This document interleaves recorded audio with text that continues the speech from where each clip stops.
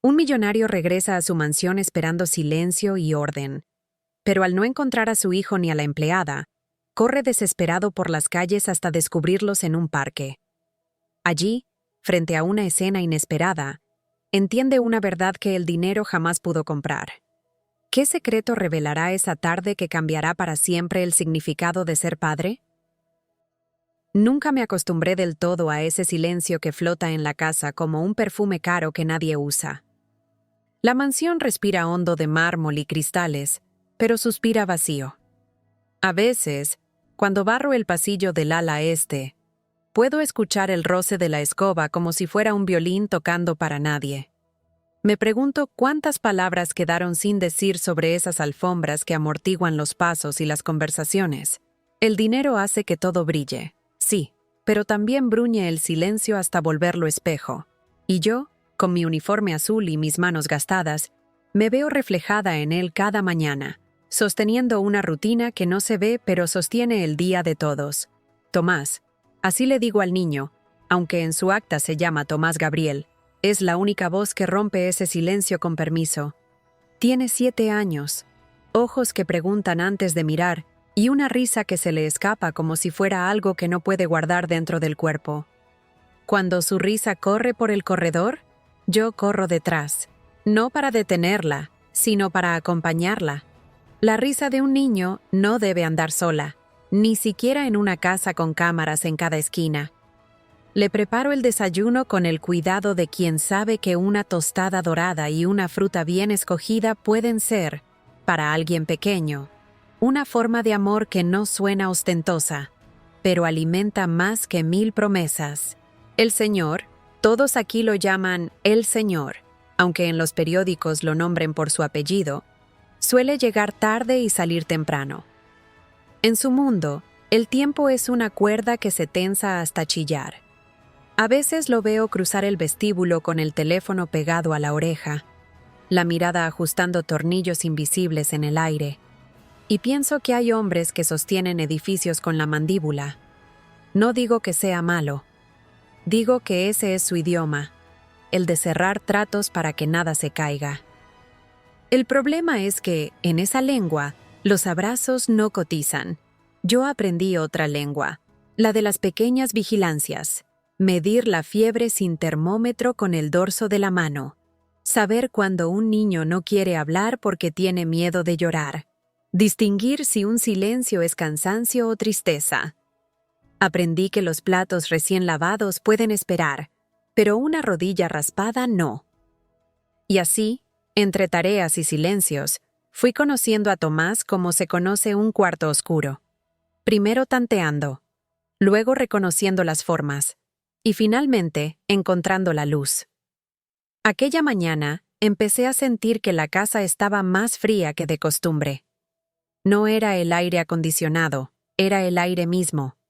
Tomás había terminado su tarea de caligrafía y me pidió salir al jardín. Jugamos a inventar historias con las nubes. Él vio un dragón dormido, yo vi una oveja con sueño, y los dos nos reímos de que, tal vez, el dragón roncaba ovejas. Le enseñé un juego que traigo de mi barrio, saltar en los cuadros de sombra que dibujan los árboles, como si el suelo fuera un piano y cada sombra una tecla. Sus zapatillas golpearon do, re, mi, hasta que nos quedamos sin sombra y sin aliento. En un descanso, Tomás me preguntó si el parque quedaba lejos. El parque no es cualquier parque. Es uno donde el sol cae más lento porque los árboles se atreven a sostenerlo, donde las madres conversan con la espalda recta y los padres se vuelven niños por un rato, aunque lo escondan detrás de una pantalla, donde los columpios hablan con el viento y los toboganes enseñan a caer sin miedo. Le dije que no quedaba lejos, y él, serio de repente, clavó los ojos en los míos. ¿Podemos ir, Mari? ¿Podemos ir hoy? No me llamó mamá, ni tía, ni nada que me hiciera olvidar quién soy en esta casa. Me llamó por mi nombre, con la honestidad de quien no mide las palabras para ganar nada. Sentí el tirón en el pecho. El parque es una alegría que aquí adentro escasea. Miré el reloj. Pensé en el horario del señor. Debería llegar tarde, como casi siempre, y si llegara temprano, encontraría mi nota. Porque sí, yo no salgo sin dejar palabras en la mesa. Salimos al parque de la Plaza Dorada. Llevamos agua, gorras y la pelota. Volvemos antes de las 6 m. Hay quien cree que las notas son papelitos. Yo creo que son puentes. Empaqué una botella de agua fría, una manzana cortada en gajos, protector solar y la pelota roja que tiene unas estrellas gastadas. Tomás se puso la gorra que siempre olvida en el perchero y me ofreció su mano con una solemnidad que me hizo reír. Cerré la puerta suave, dejando el borbollón de silencio atrás, como cuando una ola se repliega, y por un segundo, parece que el mar aprendió a quedarse quieto. Caminamos por la vereda como un secreto a punto de contarse. Tomás salpicaba los charcos secos con la punta del pie, inventándoles agua. Me contó que había soñado con su papá, que en el sueño le enseñaba a andar en bici sin rueditas. ¿Y lo lograste?, le pregunté. No me acuerdo, dijo él, pero me desperté feliz. No dije nada. Hay felicidades que no se traducen. Se sostienen con el silencio del que entiende. El parque nos recibió con ese olor a pasto que despierta la infancia instantánea. Siempre me pasa. Un segundo antes de pisar el verde. Vuelvo a mi barrio, a mis hermanas corriendo sin zapatillas, al vecino que hacía girar un trompo con una cuerda como si invocara un planeta. Tomás salió disparado hacia los columpios. Lo empujé con suavidad, viendo cómo sus piernas aprendían la coreografía de ir y venir, y su risa subía y bajaba como un pájaro que no se cansa. Jugamos a la pelota, a la rayuela improvisada con una piedra, y después hicimos una pausa bajo el árbol más ancho. Saqué los gajos de manzana y los repartí como si fueran tesoros. Tomás me contó, con la boca medio llena, que en la escuela un compañero dijo que su papá era el más importante de la ciudad. ¿Y tú qué crees?, le pregunté. Se quedó pensando, masticando más el silencio que la fruta. Creo que mi papá es muy rápido, dijo al fin. ¿Rápido?, repetí. Sí, rápido para irse. El golpe no lo dio con crueldad, lo dio con la sencillez de la verdad. Le tendí otro gajo sin suplicar consuelo para ninguno de los dos. Yo no he sido madre en mi propia casa. La vida me llevó por otros bordes. Pero si algo aprendí aquí, entre pulir copas y curar raspaduras, es que cuidar es un verbo que no necesita apellido. Cuidar no es solo estar, es quedarse. No es solo ver, es mirar. No es solo preguntar, es escuchar.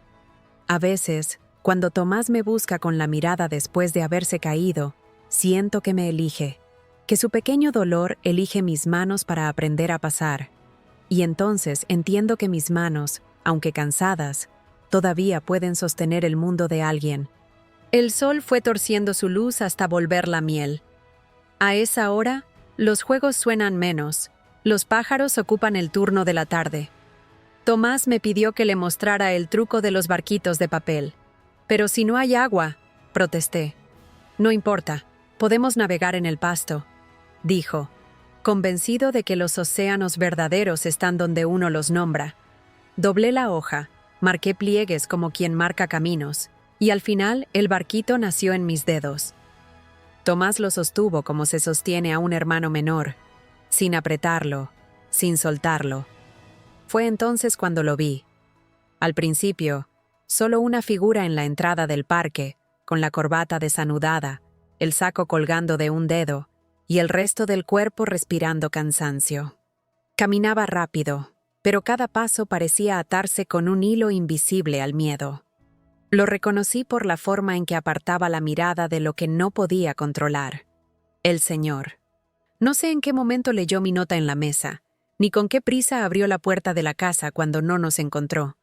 Pero sus ojos, cuando cruzaron el parque buscándonos, tenían una inquietud nueva, como si de repente otro tipo de negocio le urgiera, el de encontrar a su hijo.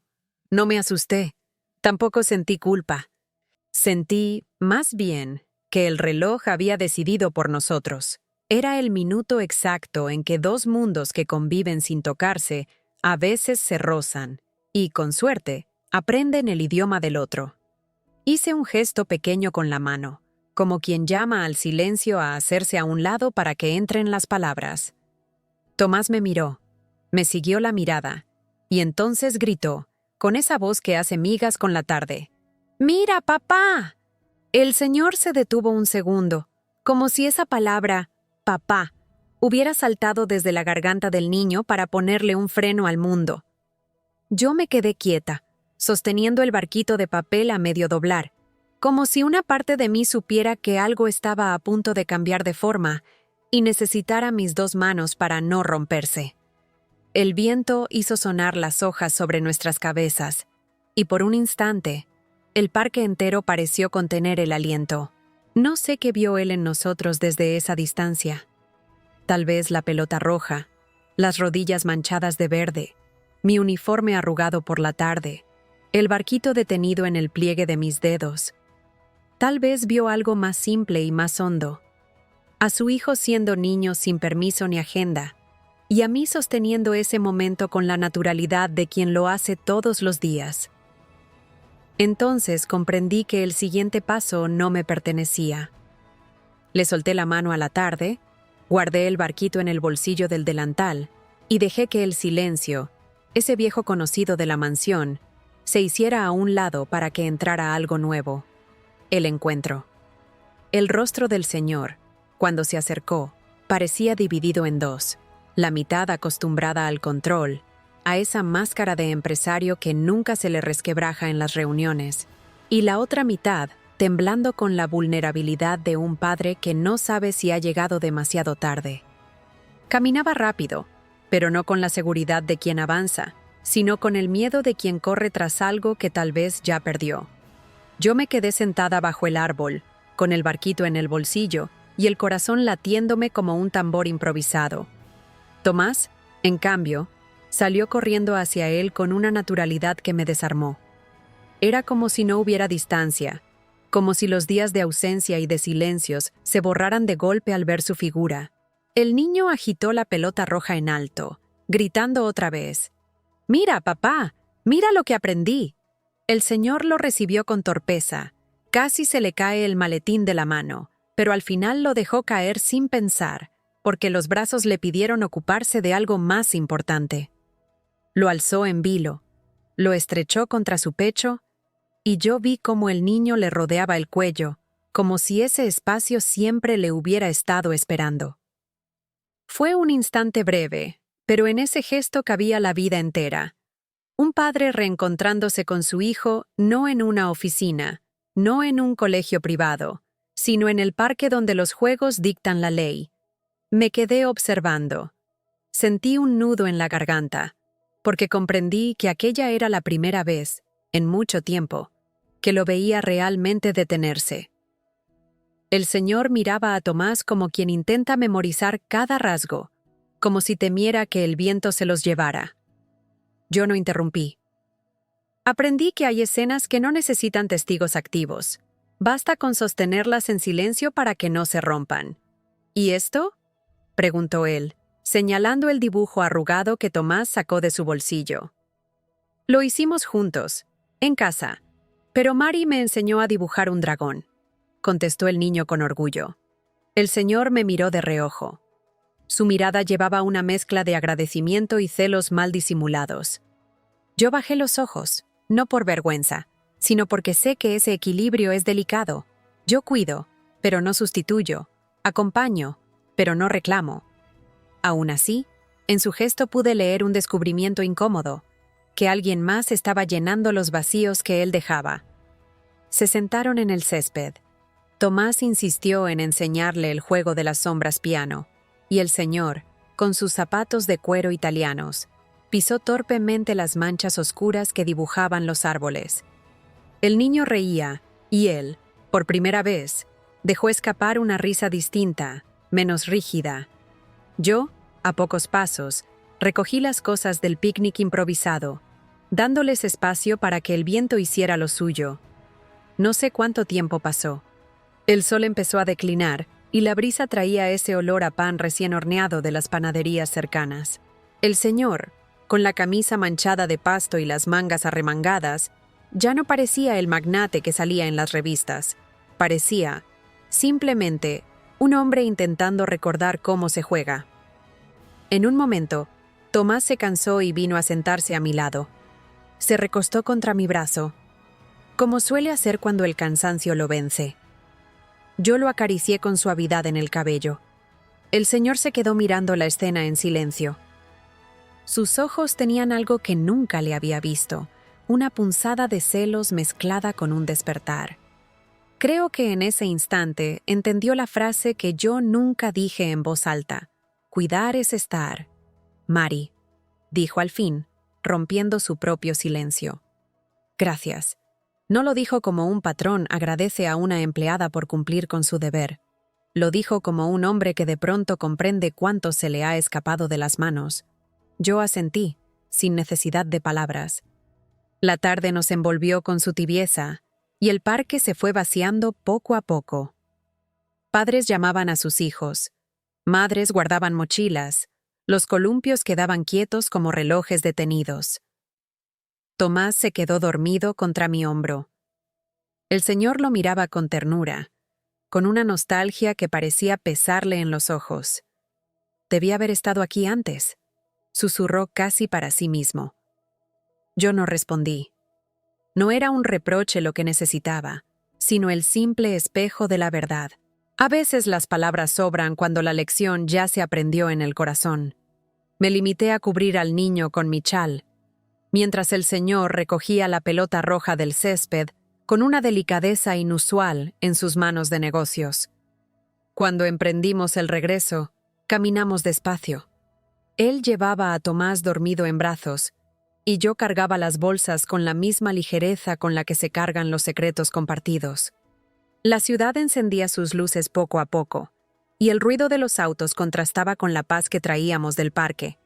Al llegar a la mansión, el silencio de siempre nos recibió, pero esa vez no era el mismo.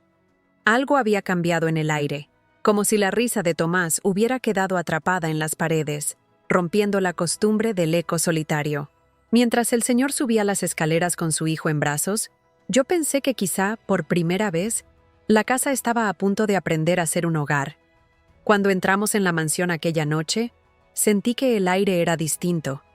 No sé si era porque Tomás dormía todavía sobre el hombro de su padre o porque el señor, al cargarlo, parecía sostener mucho más que un niño. Cargaba una ausencia que por fin reconocía. Subió despacio las escaleras, con una ternura que rara vez se le veía. Y yo lo seguí en silencio, sosteniendo las bolsas y la pelota roja. Me quedé en la puerta mientras él acomodaba al niño en la cama, le quitaba las zapatillas y lo arropaba con torpeza, como quien intenta recordar un oficio olvidado.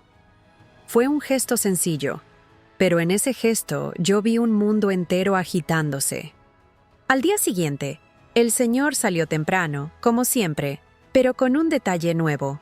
Me pidió que cuidara especialmente de Tomás, porque había dormido inquieto. No era una orden. Sonó más a una súplica encubierta en la voz de un hombre que no sabe cómo pedir ayuda. Yo asentí y no pregunté nada. Aprendí que hay silencios que conviene respetar para que germinen solos.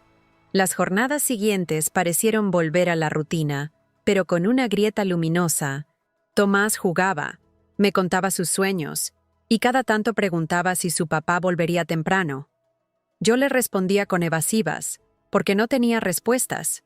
Sin embargo, algo en su mirada me decía que la esperanza de un niño siempre encuentra un lugar para sentarse, incluso en las sillas más incómodas.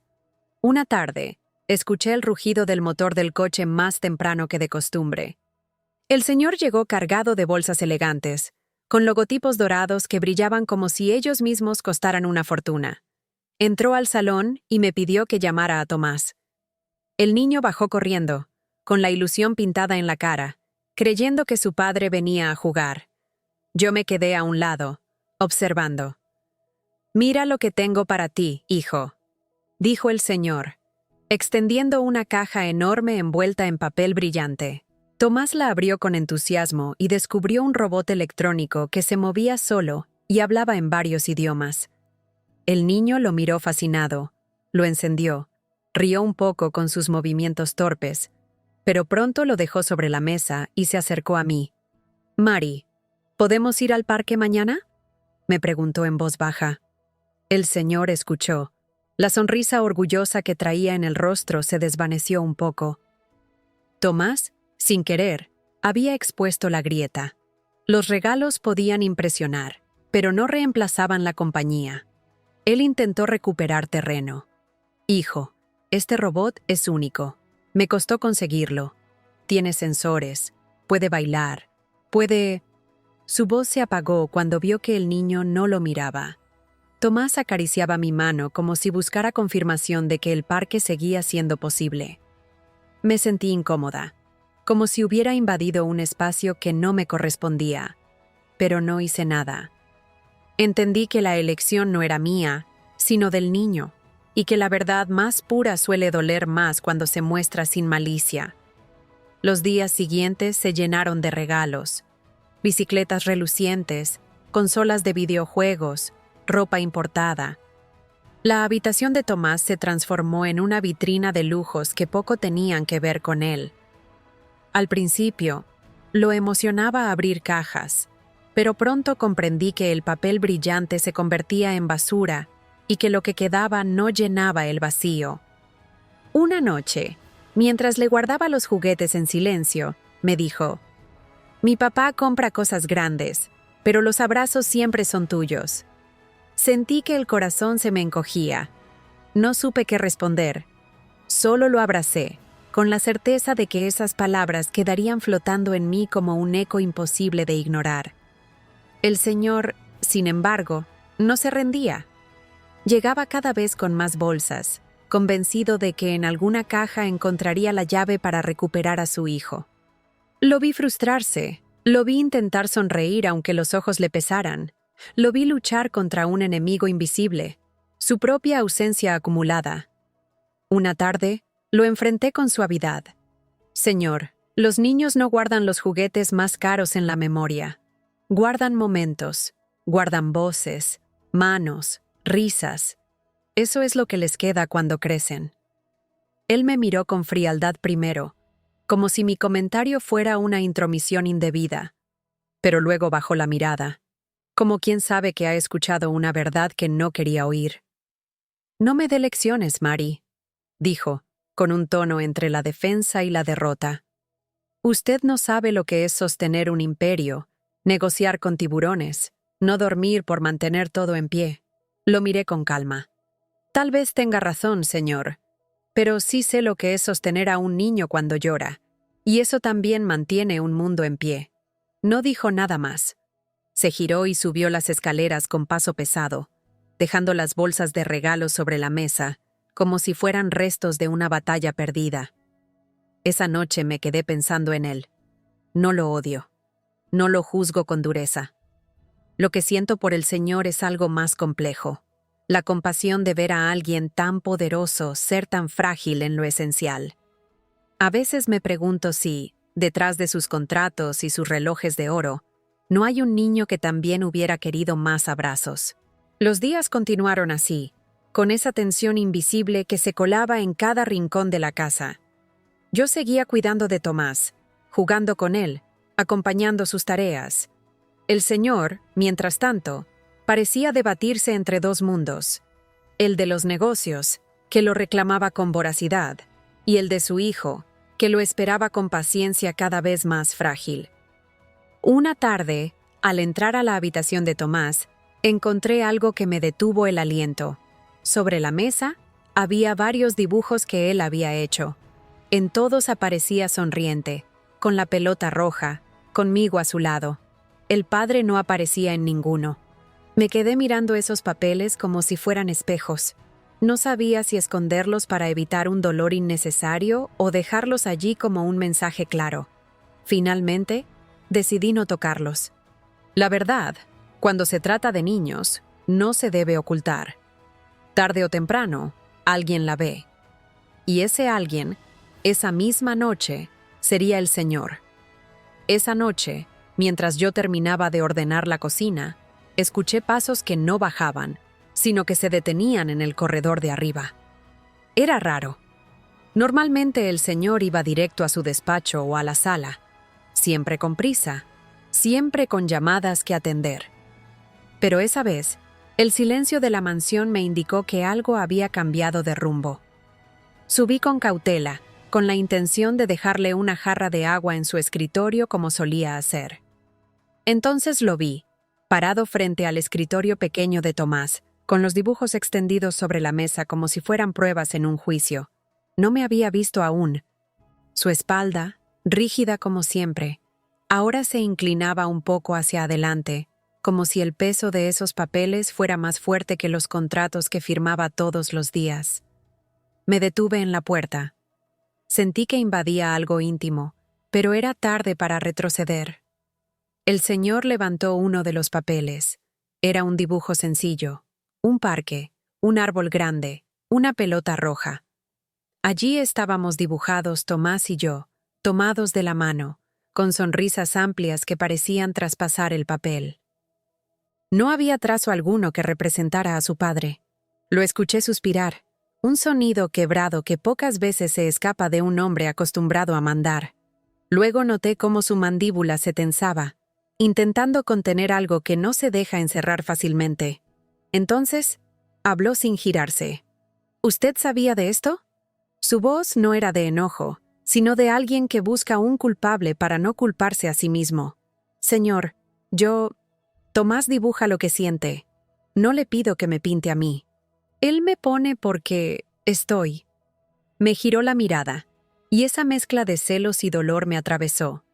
Parecía preguntarse en silencio cómo había llegado a ese punto, cómo un extraño, una empleada, se había convertido en parte del mundo emocional de su hijo más que él mismo.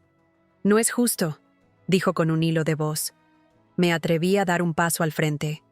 No es una competencia, señor. Usted es su padre.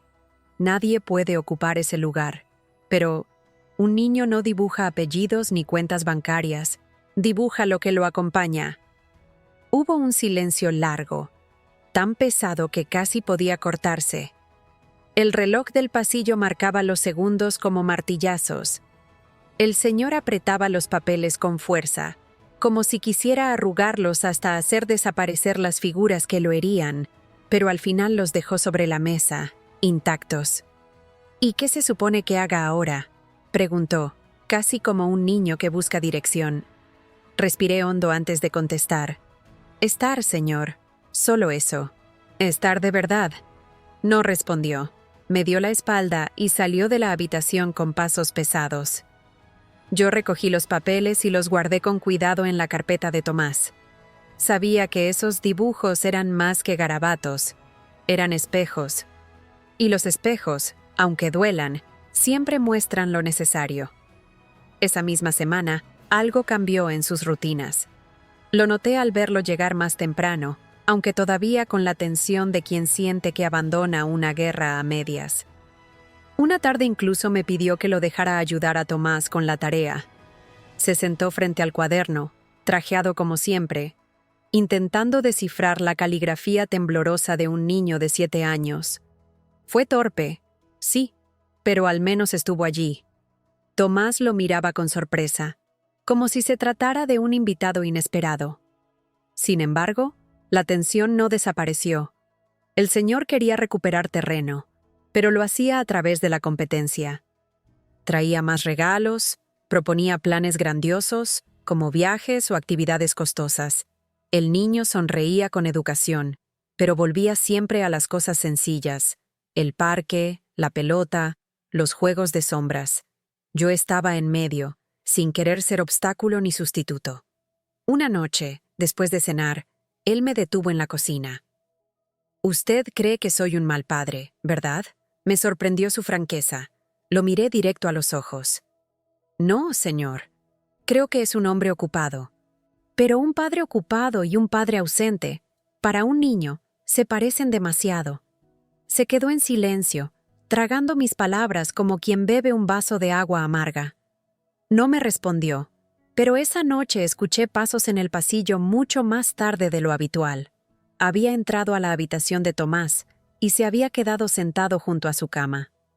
No sé si habló, no sé si lo acarició. Lo único que sé es que el niño, a la mañana siguiente, me dijo que había soñado con su papá cerca. Poco a poco, empecé a notar fisuras en su coraza. Llegaba cansado, sí, pero con menos bolsas de regalos y más intentos torpes de conversación. A veces se quedaba mirándonos a Tomás y a mí mientras jugábamos, con una expresión difícil de descifrar: gratitud, tristeza, celos, todo mezclado. Y entonces ocurrió la noche de la fiebre. Tomás se despertó con la frente ardiendo, los labios resecos, el cuerpo temblando. Yo me levanté de inmediato para ponerle compresas frías y tomarle la temperatura. En ese momento, el señor apareció en la puerta, con la corbata aún puesta, pero la mirada deshecha. Había cancelado una reunión importante al recibir mi llamada apresurada. Lo vi arrodillarse junto a la cama, con la mano temblando al acariciar la frente de su hijo.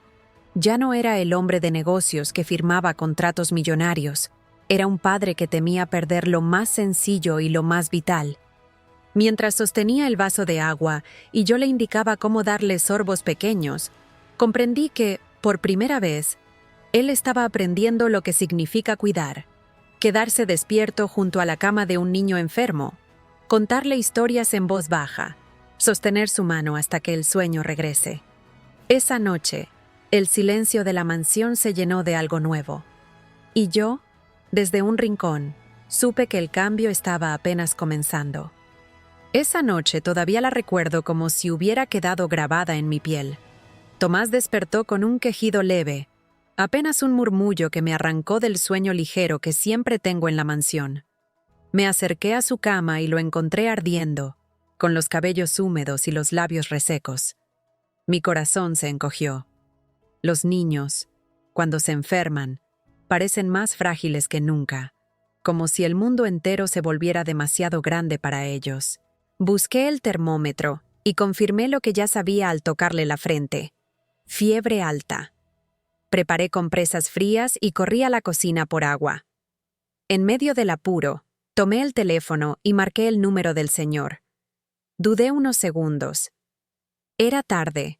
Seguramente estaría en una de esas reuniones interminables. Pero al escuchar mi voz agitada, no hizo preguntas. «Voy en camino», dijo, y colgó. Volví a la habitación. Tomás respiraba con dificultad. Me senté junto a él, acariciándole el cabello, murmurando palabras tranquilas. A veces, los niños necesitan más la música de la voz que el sentido de las palabras. Sentí pasos apresurados en el pasillo y, al levantar la vista, lo vi. El señor entró sin aliento, con la corbata aún puesta y los ojos abiertos de par en par. No era el empresario impecable, era un padre asustado. Se arrodilló junto a la cama, alzó la mano temblorosa y la apoyó sobre la frente del niño. «Dios mío, está ardiendo». Ya le puse compresas. Hay que darle agua de a sorbos, y si la fiebre no baja, lo llevamos al hospital. Le expliqué, intentando sonar firme. Él me miró como si de pronto yo fuera su única guía en un terreno desconocido. Asintió y me ayudó a incorporarlo un poco para que bebiera. Tomás abrió los ojos apenas. Murmuró «papá» con un hilo de voz y se recostó otra vez. El señor casi se quiebra. Pude ver cómo contenía las lágrimas, cómo ese pequeño gesto derribaba murallas que había construido durante años. Pasamos horas allí, turnándonos para cambiar las compresas, sostener el vaso, acariciar la frente. El señor me pidió que me sentara, que descansara un poco, pero yo me negué. «Cuidar es quedarse», le dije. Él asintió, comprendiendo por primera vez la profundidad de esas palabras. A medianoche, la fiebre empezó a ceder. Tomás respiraba más tranquilo. Su piel ya no quemaba tanto.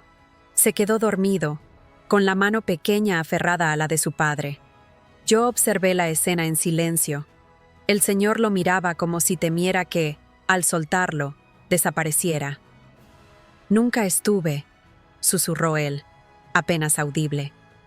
Y ahora temo que sea tarde. Me acerqué despacio. Nunca es tarde para estar, señor. Pero hay que aprender que estar no es pasar de visita, es quedarse, aunque no haya nada brillante que mostrar. Él me miró con los ojos enrojecidos. Por primera vez no había arrogancia en su expresión, solo vulnerabilidad. Y en esa vulnerabilidad descubrí a un hombre distinto, dispuesto a aprender lo que antes había despreciado, el valor de lo sencillo. Nos quedamos en vela hasta que amaneció. La primera luz entró por la ventana, acariciando el rostro de Tomás, que dormía sereno. El señor seguía sentado, con la espalda dolorida, pero el alma un poco más ligera. No era el triunfo de un contrato, ni la conquista de un negocio. Era algo infinitamente más valioso, el comienzo de un reencuentro. Cuando bajamos a la cocina a preparar un té, lo vi exhausto, con las mangas arremangadas y la mirada perdida. Entonces, me dijo en voz baja, «Mari, enséñeme». ¿Enseñarle qué, señor? A cuidarlo, a no perderme más. Guardé silencio un momento. No esperaba oír esas palabras de su boca, pero allí estaban, sinceras, desnudas. No se trata de técnicas, monseñor, solo de estar. Mire, escuche, abrácelo. Él no pide más. Asintió. Y en ese gesto, comprendí que la noche de la fiebre había sido también la noche de su despertar. La mañana después de la fiebre tuvo un sabor a pan tibio, como si el día hubiera decidido empezar con una tregua. Preparé té y tostadas, y el señor, aún con las ojeras de la noche en vela, se quedó de pie a mi lado como un alumno aplicado que no quiere perder detalle. No había prisa en sus manos, había cuidado. Cuando Tomás despertó, lo encontramos con la piel fresca y los ojos brillantes de ese alivio que solo los niños conocen. La enfermedad pasa como una nube, y atrás vuelve a salir el sol. ¿Te quedaste conmigo toda la noche?, le preguntó a su padre, sin reproche, solo con sorpresa. Sí, dijo él, y esa palabra sonó a promesa. A partir de ese día, la mansión cambió de ritmo. No fue un milagro de esos que los noticieros cuentan. Fue una suma de gestos pequeños, casi invisibles, que, juntados, hacen un mundo nuevo. El Señor empezó a llegar antes, no siempre, no perfecto, pero con la decisión de no perderse los atardeceres. Descubrió que el parque a 2 cuadras no era un lujo barato, sino una escuela de cosas que el dinero no enseña. Caerse y levantarse, compartir turno en el columpio, aprender a empujar y a dejarse empujar. Me pidió, tímido al principio, que le mostrara nuestros juegos. Le enseñé la rayuela con una piedra chata, el piano de sombras bajo los árboles, los barquitos de papel que viajan por el pasto, igual que por el agua si uno les da un nombre. Él, que había aprendido a calcular riesgos en cifras gigantes, aprendió a medir la felicidad con reglas de bolsillo. Un gol con la pelota roja, una carcajada, un raspón bien curado. En casa, Tomás empezó a dibujar otra cosa. Sobre la mesa del cuarto ya no había solo escenas de parque conmigo al lado. También aparecía su padre, torpe y sonriente, con las mangas remangadas y la corbata desatada, empujando el columpio o sosteniendo la bicicleta. Los primeros trazos de él eran tímidos, como si su figura tuviera miedo de no encajar en el papel, pero luego se fueron afirmando, como si el dibujo supiera lo que el corazón ya estaba ensayando, un lugar. Una tarde, el señor llegó con una sola bolsa, pequeña. Me miró y sonrió, como pidiéndome autorización. «No es un regalo caro», dijo. «Es una libreta en blanco para que dibujemos los 3». Tomás la abrió con el fervor con que se abre un cofre. Y entendí. A veces, una página vacía vale más que una sala llena de juguetes. Porque en la página en blanco caben los que quieren quedarse. No voy a mentir. Hubo recaídas, Algunos días, el teléfono volvía a tirar de él como un anzuelo invisible. Salía al jardín con el aparato en la oreja, la mirada lejana, las palabras afiladas. Yo veía a Tomás encogerse un poco, como si alguien hubiera apagado la luz. Pero ya no era el mismo hombre. Regresaba, guardaba el teléfono, pedía disculpas sin pronunciar la palabra, y volvía a sentarse en el suelo con nosotros a terminar una pista de autos de cartón. Aprendió a volver, que es otra forma de estar. Hubo también conversaciones incómodas. Una noche, mientras lavábamos los platos, él se apoyó en la mesada y me habló sin rodeos. «Tuve miedo de ti», confesó. «Miedo de que Tomás te quisiera más que a mí. Miedo de que me reemplazaras sin querer». «No vine a ocupar nada», le respondí. «Vine a sostener lo que estaba solo. Si ahora tú estás, yo me corro un paso. Cuidar también es saber apartarse». «No quiero que te apartes del todo», dijo, bajando la vista. «Quiero aprender contigo».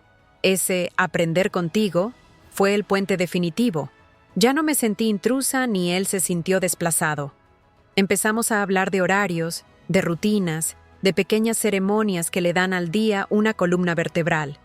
Desayuno sin pantallas, media hora de lectura antes de dormir, parque cuando el sol baja. Descubrí que el hombre que firmaba contratos también podía firmar pactos más íntimos, de esos que no llevan tinta, sino paciencia. Un domingo, Tomás quiso andar en bici sin rueditas. El señor se puso detrás, con las manos firmes en el asiento. Yo corrí al costado, por si hacía falta frenar el miedo con palabras. El niño pedaleó, vaciló, casi se cae, y volvió a empezar. «Estoy aquí», dijo el señor, y sus manos soltaron el asiento con una delicadeza nueva. Tomás avanzó 3, 4, 5 metros.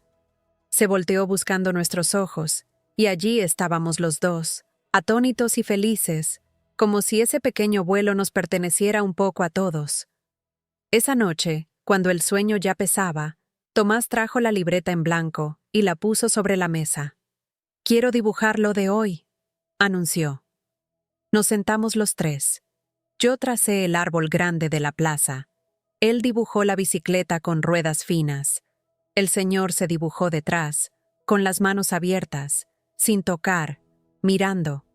El dibujo no era perfecto, pero la escena sí. Alguien sostiene, alguien intenta, alguien confía. Con el tiempo, la mansión dejó de ser un museo. Las alfombras conocieron migas y carcajadas. El eco se llenó de voces. Las lámparas no colgaban sobre un vacío, sino sobre cenas compartidas. Yo empecé a dejar notas más cortas, porque ya no hacía falta explicar dónde estábamos. Parque. Volvemos a las 6, y a veces ni eso. A veces él ya estaba listo, gorra en mano, para venir con nosotros. Una tarde de otoño, el señor me llamó al despacho. Pensé en un problema. Su voz tenía esa gravedad de decisiones. Entré con los nudillos apretados para que no se notara el temblor. Me ofreció asiento, y antes de hablar, respiró hondo. «Quiero que te quedes, Mari», dijo. No como quien cubre un puesto, sino como quien ya es parte de la casa. «Yo soy empleada, señor», respondí, buscando el piso con los ojos. «Eres familia en la forma en que las familias se salvan», dijo sin solemnidad, con verdad. «Y quiero que lo sepamos los tres». No supe qué decir. «Hay palabras que dejan a otras sin trabajo». Él continuó, midiendo cada sílaba. Reorganizaría su agenda, delegaría lo que pudiese, cortaría viajes innecesarios. No prometió perfecciones, prometió presencia. Me pidió que lo ayudara a sostener ese compromiso cuando flaqueara. Acepté, no por él, por Tomás, que en ese mismo instante entró al despacho con la libreta bajo el brazo y una tijera de plástico en la mano, reclamando que el dragón de papel no le salía bien. Nos encontró allí, serios, a punto de llorar por motivos que él no entendía. Y nos salvó como hacen los niños, tirándonos de la manga para volver al suelo. Esa noche, al cerrar las cortinas, escuché pasos en el pasillo y luego un golpe suave en mi puerta. Era Tomás en pijama, despeinado, con la libreta apretada contra el pecho. «Quiero que firmes», dijo. «¿Firmar qué?» «Nuestra página nueva». Abrió la libreta en la última hoja. Había un dibujo sencillo. Una casa con ventanas abiertas, 3 figuras de la mano y al costado, una pelota roja. Abajo, en letra temblorosa, había escrito «Hogar». Me tendió un marcador. Firmé pequeña, en una esquina. El señor firmó al lado, con la letra segura de quien vuelve a empezar. Tomás estampó su nombre en grande, atravesándolo todo, como corresponde a la alegría. Apagué la luz con el corazón en una orilla distinta. No era mía la casa, no llevaba mi apellido ni mis fotos en las paredes. Pero por primera vez sentí que, en algún rincón, había un lugar que reconocía mis manos. Entendí que cuidar también cuida de una, que no solo sostiene al otro, te devuelve la medida justa del mundo.